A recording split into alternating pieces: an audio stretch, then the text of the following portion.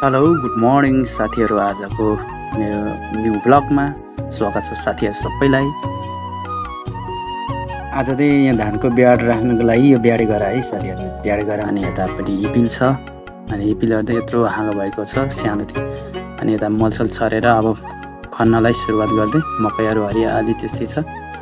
अब यता होइन मकैहरूमा सुगाहरू पनि लागिरहेको अवस्था छ होइन। यताउता यस्तो धपाइधुपै गऱ्यो अनि अब एक्लै खनखान गर्न सुरु गरियो। ल एक्लै खन्दैछु होइन, यता खान गरेर मल हाल्दै खन्दै मलाउँदै है मल छरछर पारेर खन्दै गरेको अवस्था। अनि अब टक्क बुढी आयो, बुढी आएपछि अब टक्कलाई हिपिलको बिरुवा लिएर आयो। अनि हिपिलको बिरुवा अब कहाँ रोप्ने अनि अनुसन्धान गरियो।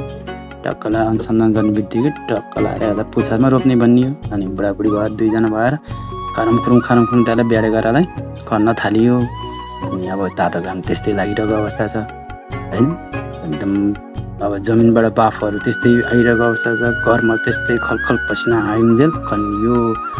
अनि टक्क टुकुर ताले खनखान गरियो। तर घाम त्यस्तै चर्को पसिना त्यस्तै आएको सासै जाला जस्तो हुने होइन भइरहेको अवस्था। अनि त्यो घाम त्यही अनि टुक्क लागेर अब खन्न सकेन लागेको अवस्था चाहिँ म तल डोकोदेखि खन्दै यहाँ मासुमा आयो। अनि टक्क लाएर अब टक्क माथि आइसकेपछि अब खनखान गरेर चाहिँ लगभग सकियो। फाइनली ब्याडे गरेर सकियो। अब फेरि टक्क लाएर खुर्सानी बारीतिर हिँड्यो। लक्खर स्याल छिरे जस्तै मकै बारी गयो छिरी। ओहो कत्रो मकै हो, आमा भोवा त ठुलै हो भनेर छिरियो। टक्क खुर्सानी बारी गएपछि ओहो खुर्सानी आमा कत्रो ढेँडी, ओहो कागती, ओहो निबुवा, ओहो लिची, ओहो खुर्सानी, ओहो अङ्गुर यो चाहिँ हरियो अङ्गुर। अब बुढिया चाहिँ मल हाल्दैछ है। टक्क लाएर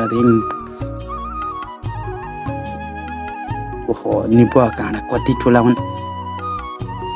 अब त्यो खुर्सानी टक्क लाएर गोड्न थाल्यो।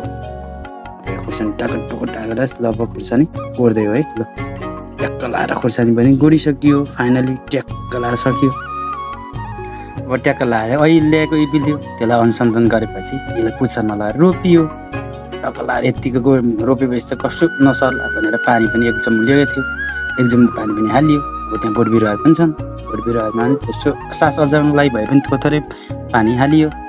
अनि टक्क पानी हालेर अब यता पनि छ क्या अलिकति बोटहरू इपिलहरू रोपेको थियो त्यता पनि इपिलमा यता सानो बोट ट्याक्क लगाएर बोट बिरुवामा पानी हाल्दै होइन चुरुप। अब यो यस्तो घाम छैन त्यही भएर चुरा बिरुवा अब यतातिर त इस्कुसतिर गयो।